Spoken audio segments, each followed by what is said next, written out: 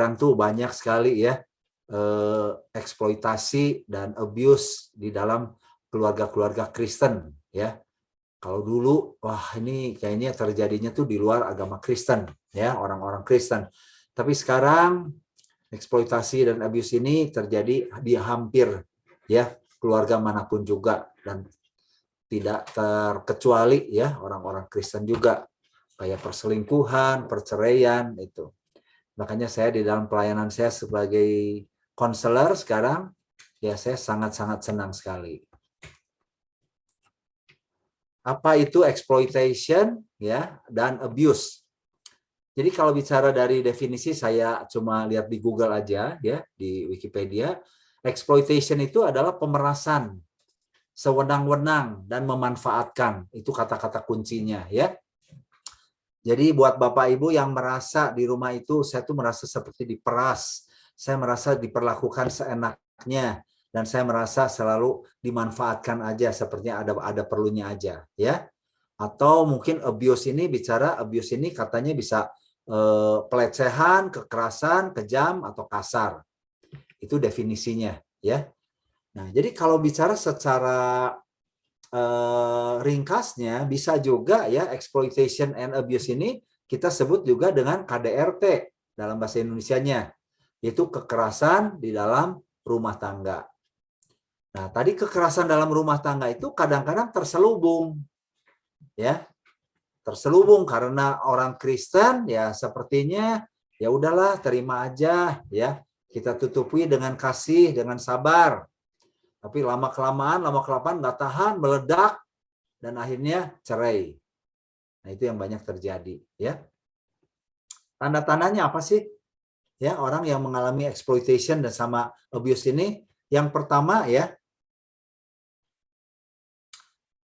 pasangan mudah marah ya untuk kesalahan yang kecil atau sepele ya, dan Anda selalu takut untuk bisa melihat kemarahan itu. Jadi setiap orang boleh marah ya, tentu saja. Tetapi kalau bicara tentang exploitation atau abuse itu kemarahan yang tidak terkendali. Ya, bisa marah berteriak, histeris, banting barang ya, atau pukul ya. Dan kemudian Anda juga jadi selalu setuju dengan pendapatnya. Apa juga iya aja. Karena kalau enggak terjadi perdebatan, pertentangan, itu bisa dimarahi dan disiksa. Ya. Siksa ini bisa jadi bisa bicara fisikal, secara fisik dipukulin, ditampar ya, atau mungkin juga secara verbal ya. Kalau konflik, Anda yang selalu minta maaf ya, meskipun Anda nggak salah, karena tadi unsurnya itu adalah takut tadi ya. Anda dihina, dicaci, dimaki, dipukul, ditampar, ditendang ya, dilempar barang dan sebagainya ya. Nah, tanda-tanda ini juga seringkali memang orang-orang, apalagi dalam keluarga Kristen ya. Jadi orang yang melakukan kekerasan ini seringkali juga minta maaf dan bertobat dan berjanji nggak akan melakukannya lagi. Ya, tapi beberapa saat kemudian ya berulang kembali. Nah, ini mungkin kalau bicara tandanya mungkin masih ada ya, tapi minimal 5 tanda ini yang sering sekali dialami oleh keluarga yang mengalami exploitation sama abuse tadi. Jadi silakan Anda juga evaluasi ya, apa yang Anda rasakan saat ini di dalam keluarga. Apa Anda merasakan seperti ini ya. Jadi cirinya yang utama adalah adanya rasa takut yang berlebihan. Kemudian adanya kemarahan yang tidak terkendali. Ya, 2 ciri itu. Nah, jadi kalau kita lihat ya, ada seperti semacam cycle of abuse dikatakan ya. Cycle of abuse ini adalah ya, awal mungkin keluarga itu baik-baik saja, tapi kemudian ya ada satu tension ya, tegangan-tegangan, tekanan-tekanan dalam komunikasi, mulai saling menyakiti apa ya, menjadi tidak baik. Sehingga akhirnya yang kedua timbullah insiden tadi, abuse tadi ya. Abuse ini sekali lagi nggak cuma pukulan fisik, tapi verbal juga. Kata-katanya udah saling menyakitkan. Ya, kata-katanya mulai kasar, penuh kemarahan, menyalahkan, ya, saling berargumentasi, mengancam, intimidasi. Nah, inilah kira-kira ciri-cirinya insiden yang bisa dilakukan. Dan setelah itu biasanya rekonsiliasi ya, minta maaf ya, kemudian tahu juga bahwa ini nggak baik ya, kemudian mencoba memulai lagi sesuatu yang baru ya, sehingga akhirnya insiden yang telah terjadi itu bisa terlupakan dan nggak pernah ada lagi ya insiden-insiden itu untuk sementara waktu. Tapi kemudian ya dengan berbagai cara tiba-tiba timbul lagi tensi itu ya, ada lagi kemarahan lagi dan sebagainya, jadi muter kayak gitu ya, sehingga menimbulkan satu istilahnya tuh capek deh ya, capek sekali. Dan kalau dipikir aduh percuma ya diberesin atau gimana juga terulang lagi ya. Jadi ada juga yang menggambarkan seperti ini, sepertinya pretend normal ya, seperti normal ya, udah normal terus tiba-tiba menumpuk ya, meledak, act out ya, udah meledak balik lagi secara rasio, udah ini saya salah, saya berdosa, saya telah melukai ya dan sebagainya, kembali lagi seperti pretend normal. Jadi balik lagi kalau bicara abusive atau exploitation ini tuh satu kejadiannya tuh yang sepertinya siklus ya, lingkaran setan terus-menerus terjadi. Ya kita tahu ya nggak ada keluarga yang sempurna, semua keluarga juga ada konflik, ada apa. Ya, tapi kalau bicara tentang exploitation sama abuse ini salah satu cirinya ada berupa siklus yang terus-menerus berputar seperti itu. Ya. Nah, biasanya apa yang dilakukan ya? Kalau misalkan keluarga mengalami seperti itu tuh kayak gimana? Apa yang dilakukan khususnya? Yang pertama ya, biasanya ngomong nyari keluarga besar ya, orang tua, mertua, saudara atau siapa, atau mungkin teman dekat untuk coba menasehatinya. Ya, jadi supaya perilaku abusive ini tuh bisa dihilangkan. Yang kedua, mungkin juga cari pendeta atau hamba Tuhan untuk didoain. Ya, karena udah dinasehatin berkali-kali, ya balik lagi tadi siklusnya itu terulang terus gitu, ya.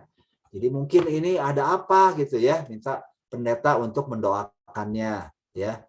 Ini ada roh apa, mungkin ada aliran-aliran tertentu ya, ditengking dan sebagainya. Ya, yang ketiga, ya kalau udah nggak tahan lagi, udah apalagi udah KDRT-nya udah sampai pemukulan fisik ya, yang sangat membahayakan, ya akhirnya biasanya nyari yang berwajib, polisi atau apa, untuk segera menghukumnya. Diharapkan dengan adanya hukuman-hukuman itu menjadi jerak, menjadi kapok ya, dan tidak terulang kembali. Atau ada juga ya udah pasrah aja. Ya, nah ini yang bahaya. Pasrah aja dan berdoa saja. Semoga Tuhan ajalah yang bikin mujizat dalam keluarga. Nah, jadi ini ya Bapak Ibu Saudara sekalian yang biasa dilakukan ya oleh orang-orang yang mengalami masalah-masalah tadi pelecehan itu. Nah, kira-kira apakah berhasil nggak cara-cara yang seperti ini tuh? Ya, dan ini biasanya nggak berhasil. Kenapa nggak berhasil? Kenapa kalau udah masuk ke dalam siklus tadi ya, itu sepertinya orang bilang udah jadi itu udah mendarah daging lah dalam diri dia ya. Dia pokoknya kalau di rumah itu memberikan suasana yang mencekam, menakutkan. Ya, jadi salah satu tanda juga mungkin ya kalau adanya eksploitasi atau abuse ini keluarganya tuh merasa nyaman sekali ya kalau dia tuh lagi keluar kota. Lagi keluar. Nah, ini menjadi satu keluarga yang tidak sehat. Ya, jadi sekali lagi ini bukan bicara terjadi nggak hanya di keluarga yang non-Kristen. Ya, di dalam lingkungan Kristen makin ke sini makin banyak ya terjadi seperti ini. Nah, kenapa bisa nggak berhasil? Nah, ini kita perlu mengerti ya bahwa masalah-masalah di dalam pernikahan atau keluarga itu bukanlah disebabkan oleh pernikahan itu sendiri. Ini yang perlu dimengerti oleh setiap keluarga ya, bahwa semua problem di dalam rumah tangga itu bukan disebabkan di dalam pernikahan itu sendiri. Tetapi masalah-masalah dalam keluarga, apalagi masalah yang berat, itu terjadi karena adanya luka emosi yang terjadi waktu kita masih anak-anak, waktu kita masih muda. Jadi setiap orang masuk ke dalam pernikahan itu nggak ada yang benar-benar sehat secara emosional. Masing-masing membawa luka, ya, yang baik disadari maupun tidak sadari. Suami dan istri masuk ke dalam pernikahan itu membawa luka masing-masing. Nah, tanpa sadar, ya, pasangan memencet luka tersebut, sehingga akhirnya meledak. Nah, itu yang reaksi terhadap luka itulah yang menyebabkan timbulnya kekerasan. Ya, nanti kita akan lihat. Nah, jadi sebenarnya kalau kita lihat, ya, kita harus percaya bahwa penyelesaian di dalam pernikahan, ya, melalui nasihat, ya, kamu sebagai suami Kristen, sebagai istri Kristen, sebagai anak-anak Tuhan, ya, ya harus saling mengasihi, harus saling menghormati, itu tahu semua. Ya, nggak ada yang nggak tahu, ya. Di dalam keluarga Kristen kita sebelum menikah kita mengalami banyak sekali, ya, bimbingan-bimbingan, konseling pranikah. Tapi kenapa itu masih terjadi? Nah, jadi ini kira-kira, ya, Bapak Ibu Saudara sekalian, kalau kita lihat gambar ini adalah gambar iceberg, ya, gunung es. Kalau kita lihat masalah-masalah yang terjadi itu yang kita bisa lihat adalah yang di atas permukaannya. Dan ini sesuatu yang kelihatan dan kelihatannya nggak seberapa masalah, kecil, ya, sehingga seringkali diabaikan atau diremehkan. Ya, jadi awal waktu pacaran, oh dia mah marah, ya, tapi ya kayaknya sih oke lah, ya. Setelah kita diskusi kayaknya kelihatannya nggak terlalu problem gimana gitu. Memang waktu pacaran juga ada kelihatan, tapi kayaknya nggak terlalu separah gimana. Tapi begitu dalam pernikahan, wah, itu kita bisa lihat, ya, abusifnya kayak gimana, controllingnya seperti apa, dominannya kayak gimana, ya. Nah, ini karena apa? Karena yang kelihatan ini sebenarnya penyebabnya itu adalah yang di bawah. Sesuatu yang tersembunyi, ya, sesuatu yang besar sekali masalahnya yang nggak kelihatan, dan ini menimbulkan reaksi-reaksi yang berlebihan. Makanya tadi, kenapa urusan kecil jadi reaksinya meledak sekali? Ya karena ini tadi, karena ini luka, ya.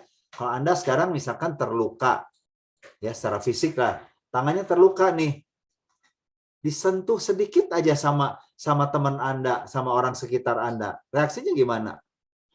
Pasti over reaksi, kan? Waduh, misalnya tangan saya nih, ya, terluka sekali, kemudian Henry cuma pegang cuma sentuh aja sedikit, saya bisa bereaksi, aduh, jangan dekat-dekat atau apa gitu, ya, karena nggak tahu Henry itu bahwa saya punya luka yang sangat menyakitkan sekali. Cuma ketutup karena saya pakai baju tangan panjang misalnya kayak gitu.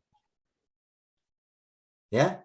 Nah, itu yang terjadi. Jadi banyak kenapa keluarga-keluarga tuh waktu pacaran nggak kelihatan. Tapi setelah menikah, ya, tanpa sadar kepencet sedikit aja itu meledak sekali. Salah satu contoh, ya. Saya dengan istri saya menikah, kita sama-sama orang Kristen, sama-sama pelayanan, anak Tuhan, keluarga baik-baik, dalam tanda petik, ya. Waktu menikah, ya, waktu mau menikah tuh, di gereja tuh bilang, wah ini pasangan yang ideal, pasangan teladan. Ya, karena dilihat dari kerohaniannya, dilihat dari pelayanan itu semua luar biasa. Dan begitu kita masuk ke dalam pernikahan, ya, kita ikut katekisasi juga berapa kali, ya, berapa bulan mungkin. Kita menjadi pasangan teladan. Kita menjadi contoh buat orang lain dalam hal konflik yang berat.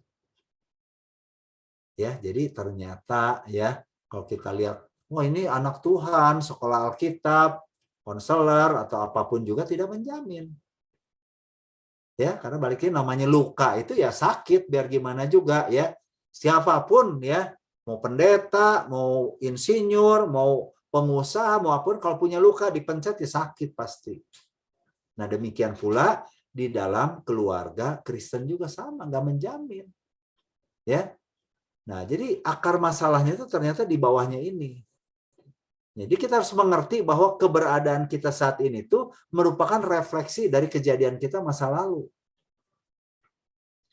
Apapun yang terjadi, yang saya lakukan atau pasangan saya lakukan dalam pernikahan, dalam keluarga ya, itu adalah akibat dari kejadian-kejadian di masa lalu kita.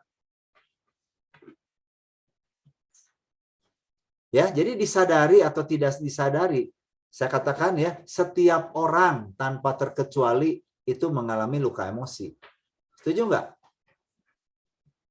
Ya. Kenapa? Kenapa setiap orang itu mengalami luka emosi waktu kecil? Ya, yang pertama adalah kita harus sadar bahwa nggak ada keluarga yang sempurna. Ya, semua keluarga itu mengalami satu disfungsional. Ya, maaf ya, saya katakan mau keluarga hamba Tuhan, mau gimana pun, kita adalah manusia yang tidak sempurna. Jadi baik disadari maupun tidak disadari, kita pasti melukai anak-anak kita. Ini bukan berarti kita jahat, ya, orang tua khususnya. Banyak orang tua yang sebenarnya maunya tujuannya mendidik anak-anaknya. Ya, kalau saya nggak kerasin anak saya, nanti anak saya mau jadi apa, katanya gitu prinsipnya. Ya, jadi kalau zaman dulu dipukul, itu bukan orang tua jahat. Justru orang tua yang sangat baik, sangat memperhatikan anak-anaknya, dididik ya supaya anaknya jadi dalam tanda petik itu. Tapi memang akhirnya jadi marah, jadi terluka. Ya, karena belum tentu anak itu bisa ya apalagi waktu kecil ya, kita secara kognitif nggak tahu. Yang kedua ya, mungkin kita pikir wah keluarga saya mau baik, nggak pernah ada masalah ya. Tapi kita hidup tuh di dunia yang juga penuh dengan dosa, bukan di surga. Kalaupun keluarga Anda baik-baik ya, teman Anda, sekolah Anda itu juga belum tentu temannya semua baik. Makanya kenapa banyak anak yang dibully. Ya, anak yang mengalami pelecehan di luar rumah. Pelecehan fisik, seksual, pelecehan emosional, dan sebagainya. Jadi ini satu dasar yang sangat jelas bahwa everyone has emotional pain. Ya, Anda boleh cek nanti setelah ini ya. Nah, luka emosi itu kapan sih terjadinya? Kapan kira-kira? Kapan aja bisa terjadi ya. Tetapi ya, saya katakan di sini, luka emosi yang paling berat, yang paling tidak kisah sadar itu terjadi di bawah usia 12 tahun. Ya, sekali lagi kita bisa mengalami luka emosi, sekarang pun udah dewasa pun kita bisa mengalami luka sama teman-teman, sama siapa ya. Tetapi sekali lagi luka emosi yang paling berat itu adalah yang di bawah usia 12 tahun. Kenapa? Ya, bahkan ya sejak bayi di dalam kandungan itu bisa mengalami luka. Ya, coba Bapak Ibu ya, perhatikan kalau ada seorang ibu yang hamil, kemudian dia mau menggugurkan anaknya dan kemudian tidak berhasil, kalau begitu anaknya lahir, dijamin 100% anak itu akan sangat sensitif terhadap penolakan. Pasti. Pasti anak itu tidak akan memiliki satu identitas yang kuat dalam dirinya. Merasa tertolaknya sangat besar sekali. Merasa punya ketakutan yang sangat berlebihan. Ya, saya ada satu klien seorang ibu ya. Ini keluarga yang sungguh-sungguh loh cinta Tuhan. Ya, mereka menikah, kemudian hamil punya anak laki-laki dan mereka sangat senang sekali ya menerima kelahiran anak pertamanya laki-laki. Dan kemudian suami istri ini punya satu planning ya untuk memiliki anak lagi yang kedua 3 tahun lagi katanya. Mungkin 3-4 tahun lagi. Apa yang terjadi ya? Begitu anak bayinya tuh baru berusia 3 bulan, ibu ini hamil lagi. Nah, pada saat hamil itu dia syok sekali ya. Nggak siap secara mental. Jadi dia nangis selama seminggu. Nangis terus. Tuhan, aku ini belum siap ya. Aku ini belum siap untuk punya anak lagi. Ya, tapi singkat cerita setelah seminggu ya, dia bisa menerima bahwa ini semua ada di dalam kedaulatan Tuhan juga. Jadi oke, tidak ada masalah. Tapi Bapak Ibu tahu nggak apa yang terjadi? Ya, begitu anak yang kedua ini lahir, sama-sama laki-laki ya, anak ini kayaknya tuh penuh kebencian sama mamanya. Penuh rasa tertolak ya, jadi bawaannya sama mamanya tuh marah. Padahal ke papanya enggak. Ya, tapi dia ke mamanya tuh penuh dengan kemarahan. Sampai mamanya tuh bingung, apa yang terjadi ya? Aku tuh sayang dua-duanya ya, nggak pernah gimana-gimana. Bahkan ke yang kecil itu sebenarnya dia lebih sayang. Nah, setelah konseling ya, dengan saya tanya apa yang terjadi ya. Dia bilang waktu baru diingatkan tentang waktu hamil itu. Bahwa begitu hamil dia tanpa sadar menolak kehadiran si bayi itu. Nggak menggugurkan loh, nggak ada rencana apa-apa. Tapi anak itu memiliki luka emosi. Jadi setelah itu saya minta dia untuk ngomong sama anaknya, minta maaf.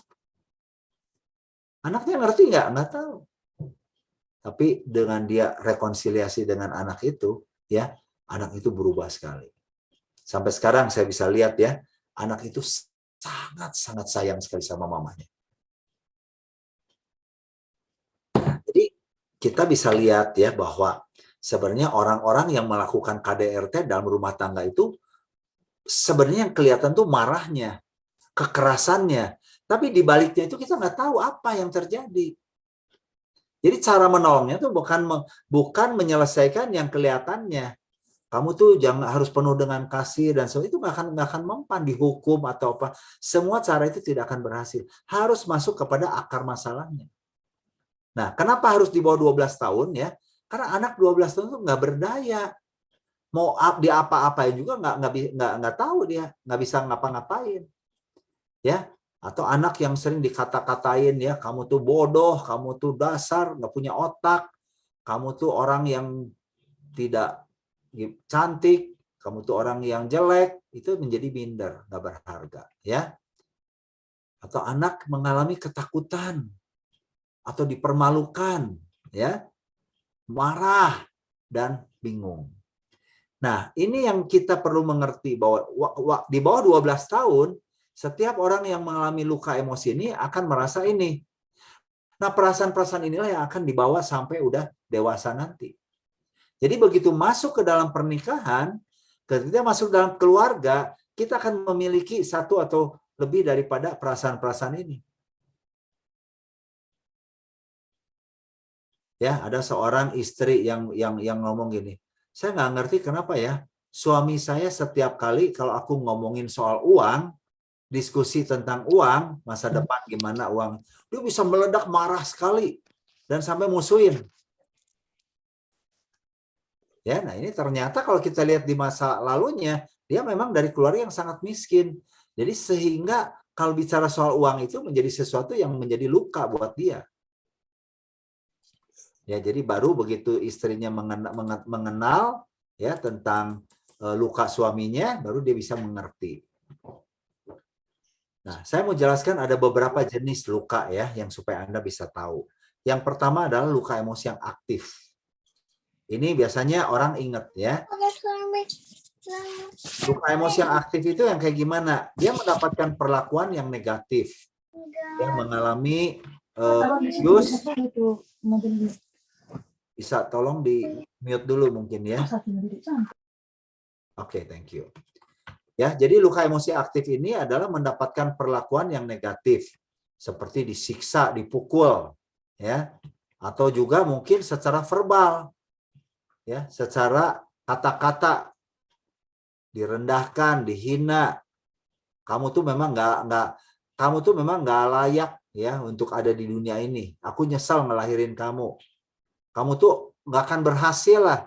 Kamu tuh bodoh memang ya. Kamu tuh nggak pernah bisa kreatif dan sebagainya. Dibanding-bandingin, kamu tuh nggak kayak cici kamu, nggak kayak adik kamu, nggak kayak koko kamu. Nah ini hal-hal yang mengalami luka emosi yang aktif. Dan yang menarik ya dalam keluarga Kristen khususnya, ya luka emosi aktif ini bisa dalam bentuk rohani. Contoh, ya Kalau anak nakal, kamu jangan nakal ya, nanti Tuhan marah. Kamu jangan lakukan itu ya, itu dosa loh. Kamu yang gitu ya, itu hukuman Tuhan tuh buat kamu. Nanti kamu masuk neraka. Dan sebagainya, di mana orang tua tujuannya adalah baik. Ya. Tetapi apa yang terjadi? Anak memiliki satu luka, ya. Dia melihat bahwa Tuhan itu tuh jahat. Tuhan itu nggak baik. Masa Tuhan gitu aja marah? Masa Tuhan gini aja aku nggak boleh? Ya, makanya jangan heran kalau seorang anak yang memiliki ya luka emosi aktif secara rohani, udah remaja dia nggak mau ke gereja. Dia nggak suka sama hal-hal rohani. Kan dari kecil dia mendapatkan bahwa hal-hal rohani itu tidak menyenangkan buat dia.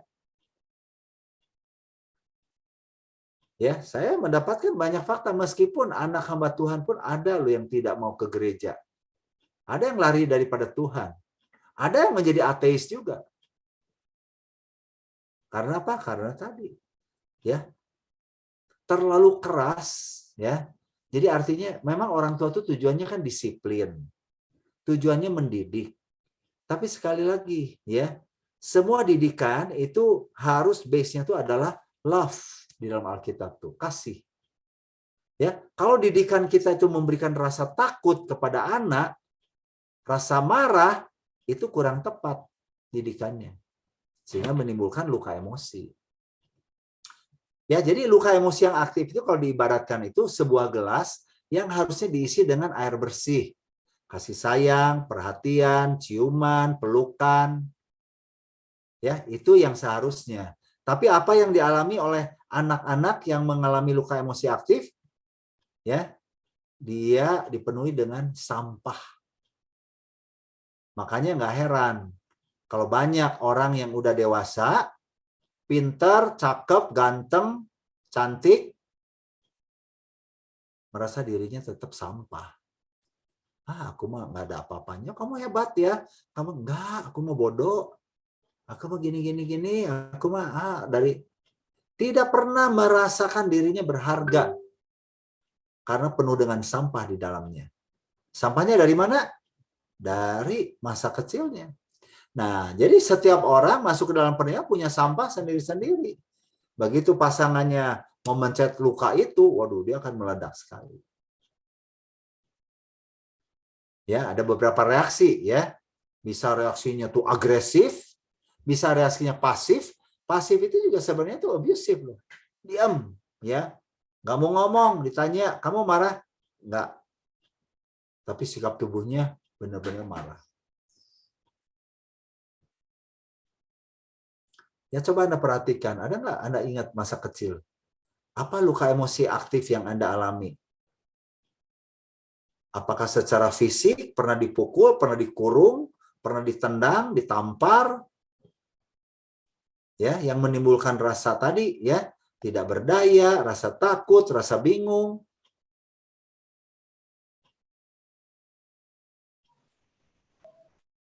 Dan itu bisa berdampak seperti sekarang.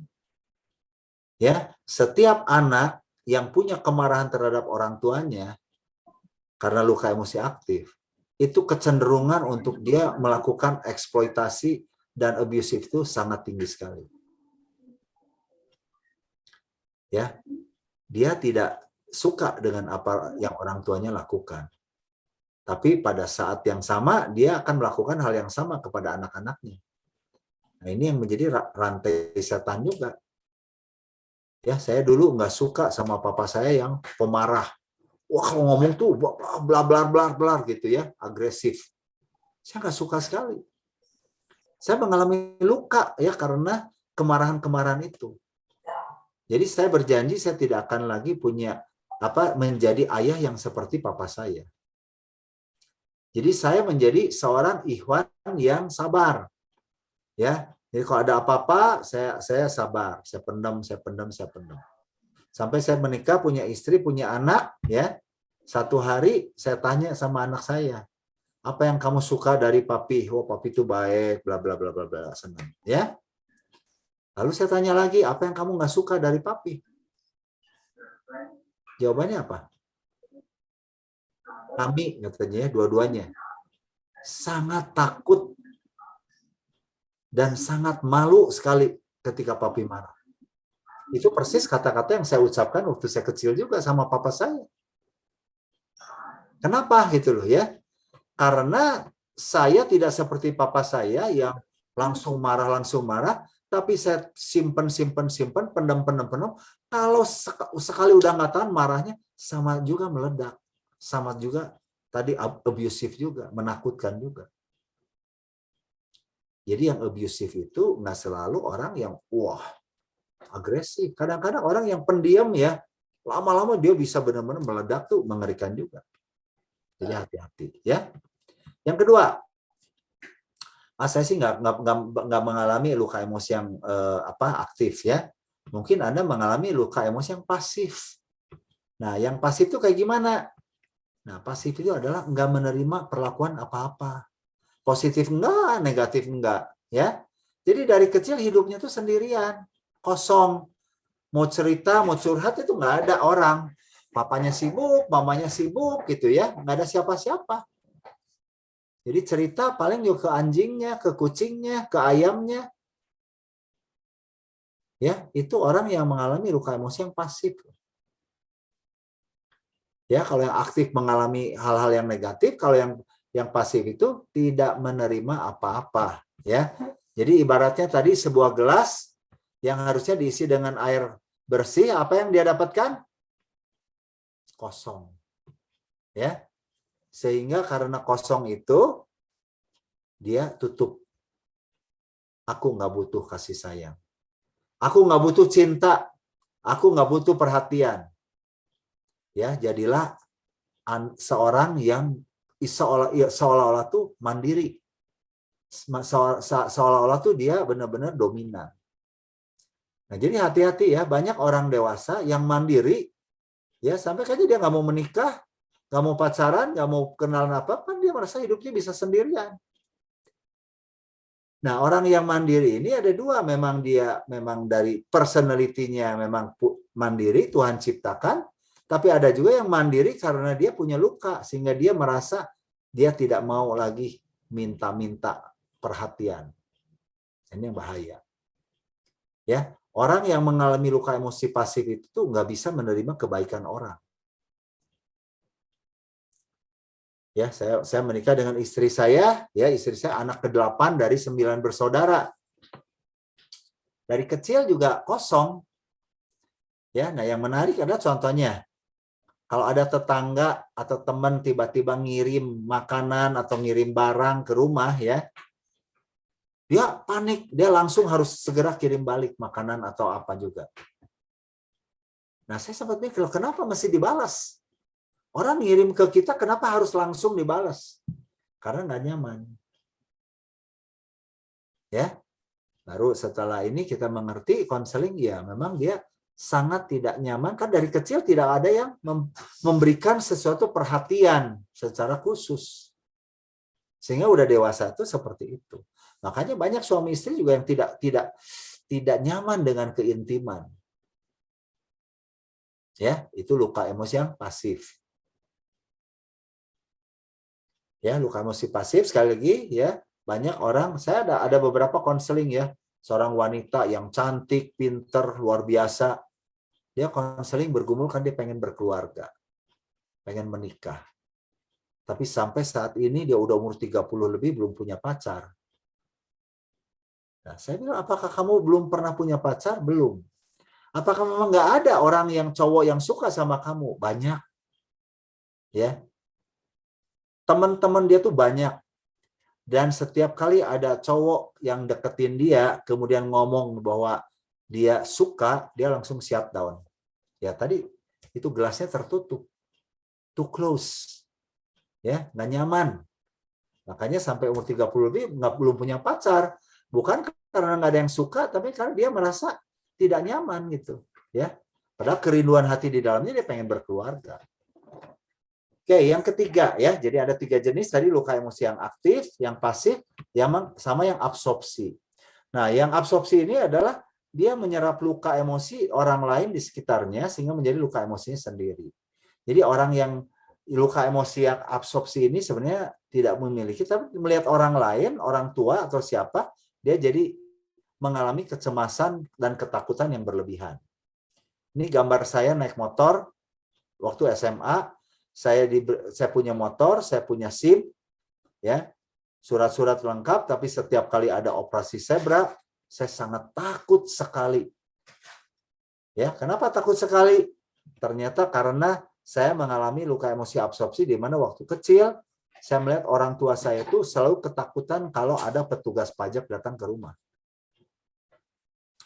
Jadi melihat petugas berseragam itu, ya, orang tua saya takut dan saya juga jadi ikut takut. Itu diserap. Ya, atau ada juga orang yang sebenarnya tuh ya pernah mengalami trauma masalah dengan binatang, anjing, kucing, ayam, atau apa juga ya. Nah, karena ketakutan ini, ya, misalnya contohlah misalnya anjing ya.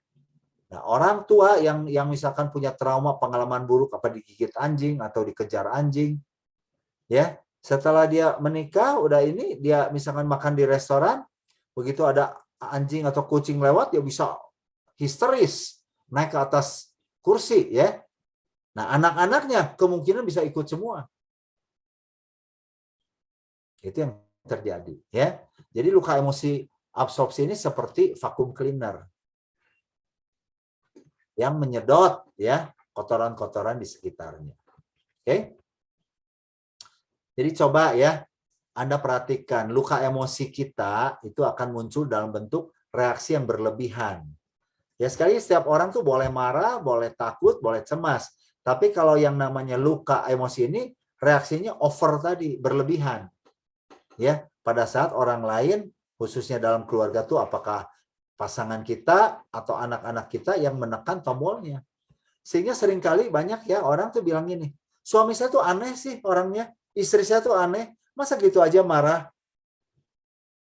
Masa gitu aja tersinggung? Ya. Nah, pertanyaan memang bukan aneh.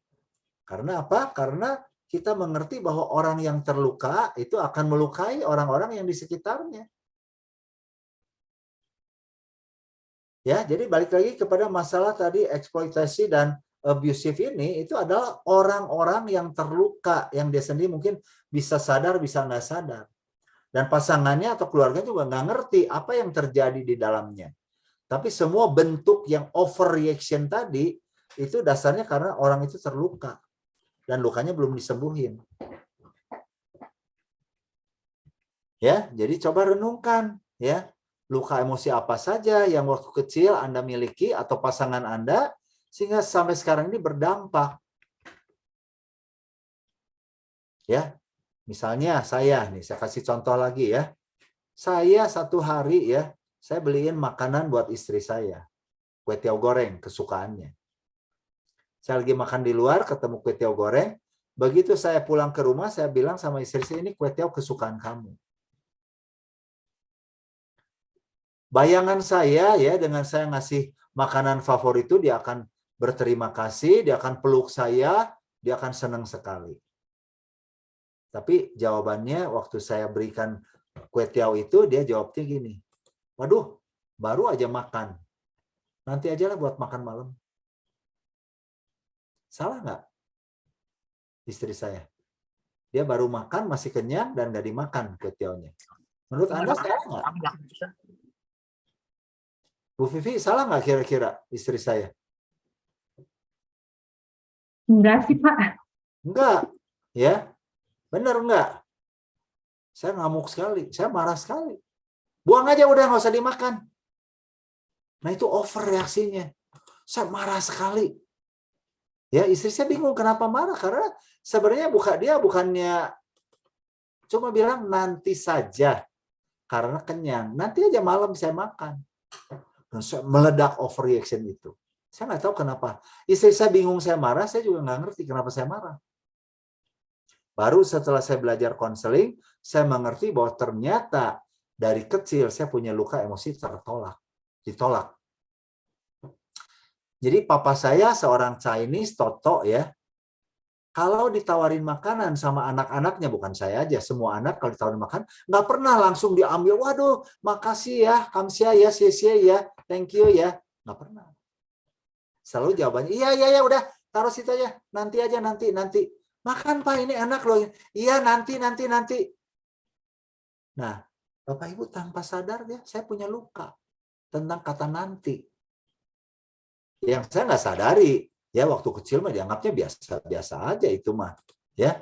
Karena papa saya lakukan itu juga ke semua anaknya, bukan ke saya aja.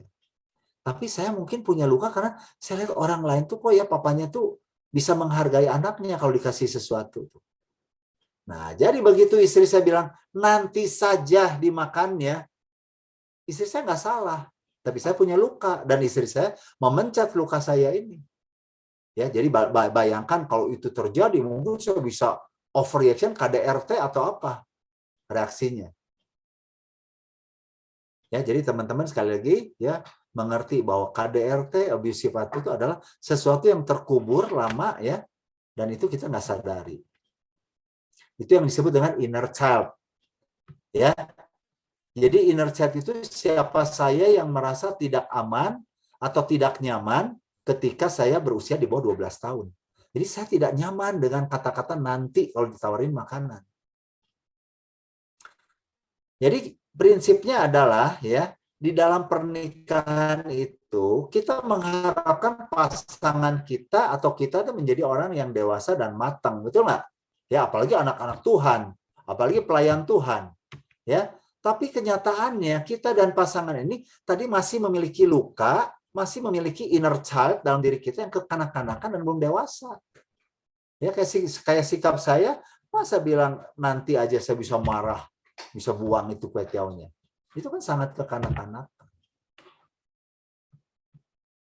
Ya, nah itu jadi kira-kira itu yang terjadi. Ya, jadi sekali lagi ya, kalau bicara di dalam keluarga Kristen ada satu macam kekerasan begitu, ya jangan fokus kepada kekerasannya. Jangan fokus kepada apa yang dia lakukannya. Tapi belajar mengerti ya, bukan setuju. Apa sih di balik semuanya itu? Di balik kemarahan dia tuh apa perasaannya? Dia merasa tidak berharga, dia merasa malu, minder, dia merasa apa gitu loh.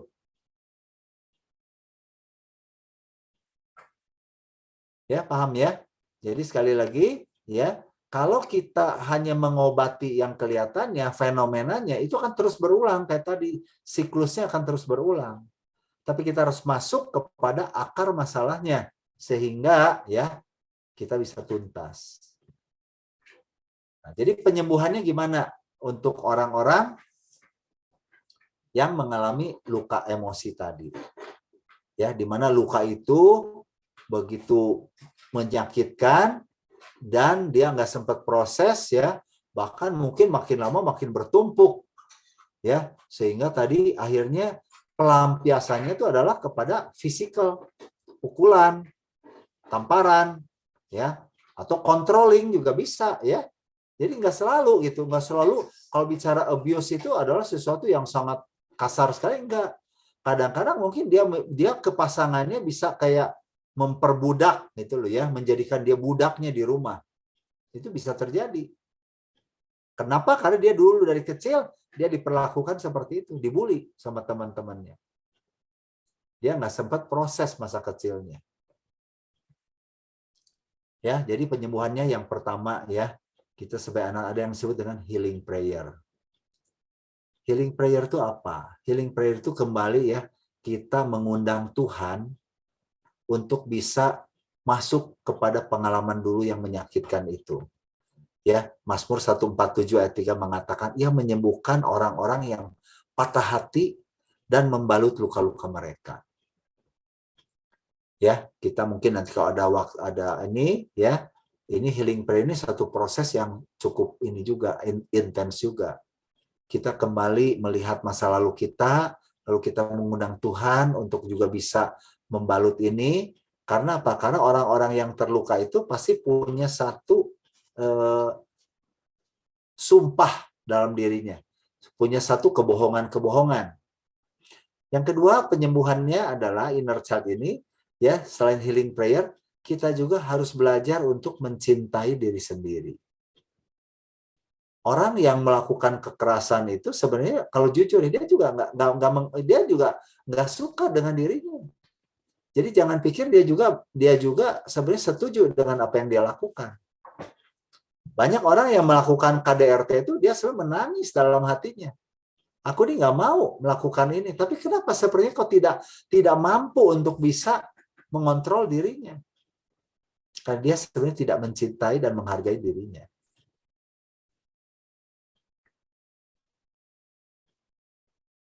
Dan yang ketiga adalah harus benar-benar melepaskan pengampunan. Ya, pengampunan ini banyak sekali dibahas, tapi banyak orang yang nggak ngerti, khususnya orang-orang Kristen ya. Seperti pengampunan tuh gampang sekali. Saya udah ngampunin kok. Tapi kenapa masih susah gitu loh untuk move on? Karena pengampunan itu sebenarnya tuh prosesnya tuh tidak sesimpel itu. Ya, ini mungkin juga satu topik tersendiri ya kalau saya bahas tema tentang forgiveness itu tuh menarik sekali. Ya, bahwa kita mengampuni orang itu nggak cuma sekali ya karena kejadiannya dan orangnya. Tapi kita juga harus mengampuni ya dampak-dampak daripada kejadian yang menyakitkan itu. Banyak orang nggak bisa mengampuni karena merasa keenakan kalau saya mengampuni. Ya, padahal kadang-kadang kita tersakiti ya, kita mengalami luka itu belum tentu orang yang melukai kita itu bersalah. Ini problemnya. Jadi banyak orang enak aja saya ngampunin, ya dia nggak minta maaf kok sama saya. Saya tunggu nanti sampai dia minta maaf duluan, baru saya bisa mengampuni gitu. Nah ini satu prinsip yang keliru, ya. Kita merasa terluka sekali lagi belum tentu orang yang melukai kita itu adalah merasa benar, merasa salah. Sekarang kalau orang tua tadi yang kasusnya orang tua, apakah orang tua merasa salah nggak dalam mendidik anak-anaknya? Merasa benar. Aku dulu siksa ya supaya kamu jadi orang yang tangguh, yang apa? Dengan segala pengetahuan mereka. Ya, kira-kira itu. Jadi secara praktisnya sekarang tuh ya, untuk menghadapi, menyembuhkan orang-orang yang mengalami itu, aware dulu. Sadari dulu apa sih emosi yang timbul itu. Ya, seringkali dia marah. Marah itu bukan emosi yang sesungguhnya. Ya, marah tuh yang kelihatan tadi yang di atas gunung tuh yang kelihatannya. Tapi di balik kemarahan itu ya, itu apa? Orang tuh marah tuh bisa saya marah karena saya takut sekali, saya jadi marah. Saya marah karena saya merasa direndahkan. Saya marah karena saya merasa ditolak. Saya marah karena saya merasa tidak berharga. Nah, itunya yang kita ambil, bukan marahnya. Bukan dia KDRT-nya. Baru setelah disadari kita analisa ya, kapan perasaan-perasaan itu muncul dalam hidup saya? Sama siapa? Di mana kejadiannya? Nah, kalau lupa, kita doa sama Tuhan, healing prayer itu. Tuhan ingatkan, kenapa aku kok selalu merasa diriku tuh tertolak ya? Kenapa aku tuh selalu merasa diriku tuh bodoh ya? Padahal semua teman-temanku bilang aku ini pinter. Baru ya, kita lihat kenapa terjadi dan apa saja kebohongan-kebohongan atau lies yang ada dalam diri kita. Karena orang yang mengalami luka tuh misalnya gini ya, orang misal kalau dari kecil ya, dia tuh miskin, terus dihina, kamu tuh nggak bisa beli barang begini, kaki gitu aja nggak bisa. Nah, dia akan terluka dan kemudian ada satu lies ya, kebohongan. Aku harus buktikan bahwa aku bisa kaya. Nah, makanya udah gede ya, dia akan coba ya untuk mencapai kekayaan itu nggak pernah puas. Karena luka tadi. Aku harus juara. Aku harus menjadi orang sukses. Aku harus kerja keras. Aku harus buktikan begini. Itu kebohongan semua. Karena itu akan membelenggu, ya. Nah, baru kita harus menerima setelah kita menyadari emosinya, ya, emosi yang sesungguhnya, kita analisa kapan terjadinya, apa sih? Jadi misalnya gini ya, kayak KDRT itu sering terjadi, aku nggak boleh direndahkan sama istri, aku nggak boleh direndahkan sama suami. Jadi menimbulkan tadi kemarahan yang besar, ya. Baru kita harus mengganti kebohongan-kebohongan itu dengan firman Tuhan. Tuhan, Apa benar aku ini harus kaya? Apa benar aku ini harus jadi juara? Apa benar aku ini harus menunjukkan sama orang lain? Ya, nah itu. Ya, jadi prosesnya adalah terimalah semua kejadian yang lama itu, perasaannya, dan ampunilah. Maka kita bisa terlepas daripada ledakan-ledakan emosi yang muncul dalam kehidupan rumah tangga kita. Ya. Yohanes 8 ayat 32 mengatakan, dan kamu akan menerima kebenaran. Dan kebenaran itu akan memerdekakan kamu. Semua orang yang melakukan KDRT itu banyak kebohongan dalam dirinya. Dan kebohongan itu harus dihancurkan dan diganti dengan the truth that make us set free. Ya, itu aja mungkin yang saya mau bagikan. Ya, semoga kita bisa menikmati hidup kita dan tahu cara mengatasinya gimana. Ya, Tuhan memberkati.